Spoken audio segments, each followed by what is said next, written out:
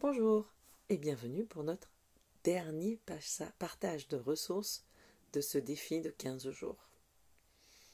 Alors je vous ai gardé pour ce dernier livre, un livre qui a bouleversé ma conception de beaucoup de choses, peut-être aussi mon propre regard sur moi, mon regard sur les relations, et sans préjuger que je l'ai appris complètement par cœur, voyez son épaisseur, et que je sais me servir d'absolument tout ce qui est dedans.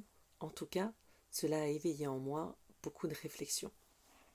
Alors je vous partage ce livre fabuleux, L'acceptance radicale de Tara Brach, que j'ai eu la chance de rencontrer lors de sa première intervention en France, puisque c'est une américaine de la côte Est.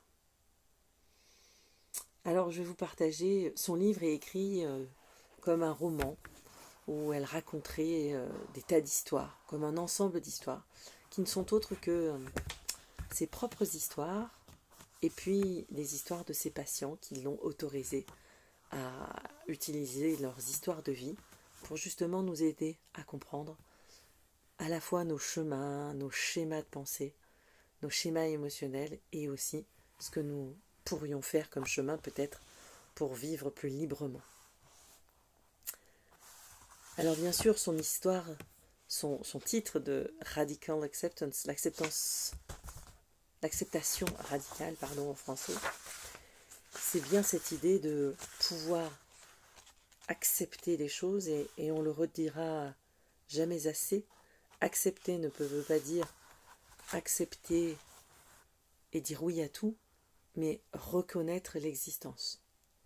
Et donc, quand je reconnais l'existence des choses, c'est ce qui me permet après de pouvoir tranquillement, en pleine conscience, les approcher.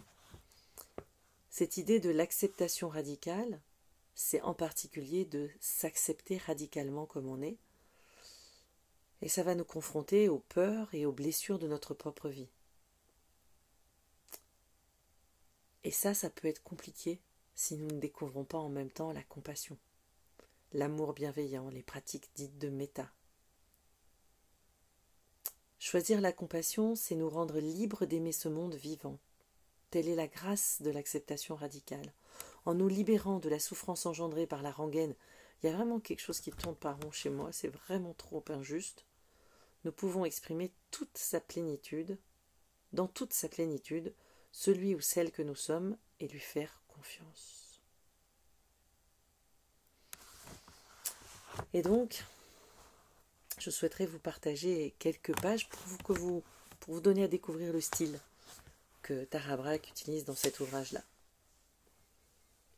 Et donc son deuxième chapitre commence par s'éveiller de la transe étant l'état dans lequel nous nous inscrivons avec toute cette souffrance de la non-acceptation de soi, la déconsidération de soi. Donc s'éveiller de la transe, le chemin de l'acceptation radicale. On commence par un petit poème. La nuit dernière, tandis que je dormais, j'ai rêvé, merveilleuse erreur, qu'il y avait une ruche ici à l'intérieur de mon cœur, et que les abeilles dorées, fabriquées de blanches alvéoles et du miel sucré, à partir de mes erreurs passées. De Antonio Machado. L'étonnant paradoxe, c'est que lorsque je m'accepte simplement tel que je suis, alors je peux changer.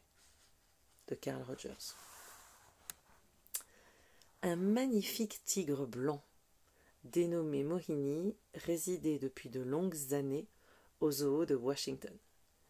Il avait vécu l'essentiel de sa vie en captivité, en compagnie du vieux lion, sur le ciment d'une simple cage de 4 mètres sur 4, ceinte de barreaux en acier. Mohini passait ses journées à faire les 100 pas d'un bout à l'autre de son territoire exigu. Jusqu'à ce que les biologistes et l'équipe du zoo décident de créer à son intention un habitat naturel, étendu sur plusieurs hectares où l'attendraient collines, arbres, points d'eau et végétaux en tout genre. Le jour venu, ses protecteurs, excités et impatients, ont donc relâché Mohini dans son nouvel et vaste environnement. Mais c'était trop tard. le grand félin a immédiatement cherché refuge dans un petit coin du parc où il a vécu le restant de ses jours. Il arpenta l'endroit de long en large jusqu'à ce que l'herbe eût cessé de pousser sur un périmètre de 4 mètres sur 4. Alors, c'est peut-être la plus grande tragédie de notre vie. Nous pourrions être libres, mais nous restons piégés. Des années durant, dans les mêmes vieux schémas, enlisés dans la transe de la déconsidération, nous nous accoutumons à notre cage, enfermés dans l'autocritique et l'anxiété, l'agitation et l'insatisfaction. Comme Moïni, nous finissons par ne plus être capables d'accéder à la liberté et à la paix, qui sont pourtant nos droits imprescriptibles. Nous voudrions aimer les autres sans retenue, vivre dans la vérité, respirer la beauté qui nous entoure, danser, chanter. Et au lieu de cela, nous écoutons chaque jour les voix intérieures qui nous rétrécissent l'existence. Quand bien même nous gagnerions des millions au loto et ferions le mariage idéal, si nous ne nous sentons pas assez bien, nous serions toujours aussi incapables d'apprécier les possibilités qui se présentent à nous. Mais nous avons un avantage sur Moïni. Nous pouvons, nous, apprendre à reconnaître les situations où nous nous laissons piéger par nos propres croyances et par nos peurs. Nous avons la possibilité de mesurer à quel point nous nous gâchons la vie, si précieuse soit-elle. Pour sortir de notre cage, il faut commencer par accepter absolument tout ce que nous sommes, et la vie dans son intégralité, en ouvrant les bras, dans un état d'éveil et d'attention à notre expérience instant après instant. Par accepter absolument tout, je veux dire qu'il s'agit d'être conscient de ce qui se passe dans notre corps et dans notre esprit, à n'importe quel moment, sans essayer de le contrôler, de le juger, ni de reculer. Je ne veux pas dire encourager un comportement néfaste, le nôtre ou celui d'un autre. Je parle d'un processus intérieur d'acceptation de notre véritable expérience du moment présent. Cela veut dire ressentir le chagrin et la douleur sans y résister, ressentir le désir ou l'aversion envers quelqu'un ou quelque chose sans nous le reprocher, ni vouloir agir dans un sens ou dans l'autre. Cela signifie reconnaître clairement ce qui se déroule en nous et contempler ce que nous voyons avec un cœur ouvert, bienveillant et aimant. C'est ce que j'appelle l'acceptation radicale, nous dit Tara Brach. Si nous nous tenons en retrait d'une partie quelle qu'elle soit de notre expérience, si notre cœur ferme la porte à quelque partie que ce soit de ce que nous sommes et ressentons, nous alimentons les peurs et sentiments de séparation qui entretiennent la transe de la déconsidération. Inversement, l'acceptation radicale détruit les fondements mêmes de cette transe. L'acceptation radicale est contraire à nos réactions conditionnées.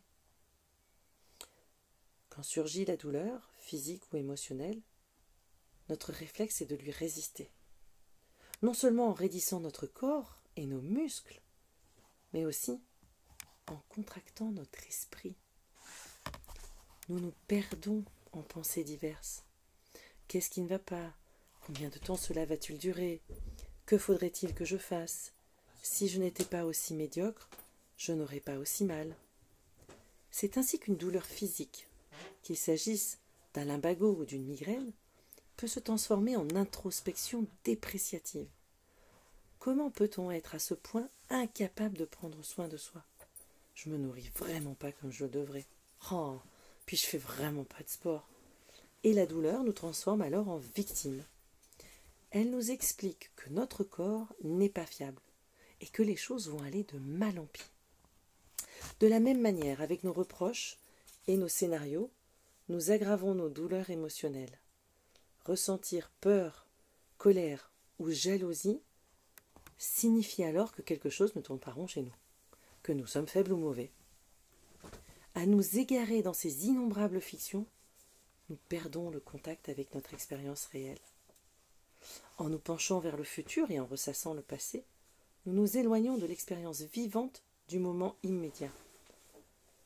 Quand nous passons la journée à nous répéter « il faut que j'en fasse davantage si je veux être à la hauteur » ou « il me manque quelque chose, il faudrait que je sois plus heureux », notre transe ne peut que se renforcer. Ces mantras nourrissent la croyance transe que notre vie devrait être différente de ce qu'elle est. Ainsi, quand tout va bien, nous nous interrogeons « est-ce vraiment mérité ?» Ou bien nous redoutons un changement de vent. Nous venons à peine de goûter à notre glace préférée que nous commençons déjà à calculer combien de cuillères supplémentaires nous allons pouvoir savourer avant de commencer à culpabiliser ou de grossir de quelques grammes trop lourds à assumer. Nous traversons un paysage superbe. Oh mon Dieu, je n'aurai bientôt plus de pellicule. D'ailleurs, faudrait que je déménage, que j'aille vivre à la campagne. Nous méditons. Nous faisons l'expérience d'un merveilleux moment de tranquillité et de paix. Et tout de suite, nous gambergeons. Comment faire durer ce merveilleux moment ? Le désir anxieux de conserver ce que nous avons et notre compulsion à en demander davantage n'ont qu'un seul effet en vérité, celui d'assombrir notre plaisir. Alors voilà, Tara Brach nous propose dans la suite, que je vous invite à découvrir vous-même, de déployer ces ailes de l'acceptation. Donc je vous le reconseille vivement, l'acceptation radicale de Tara Brach, pour découvrir comment vivre avec toutes ces émotions, avec toutes ces difficultés, toutes ces relations plus ou moins faciles, mais toujours avec beaucoup d'acceptation et donc de compassion. Et au plaisir d'échanger avec tous ceux qui le liront.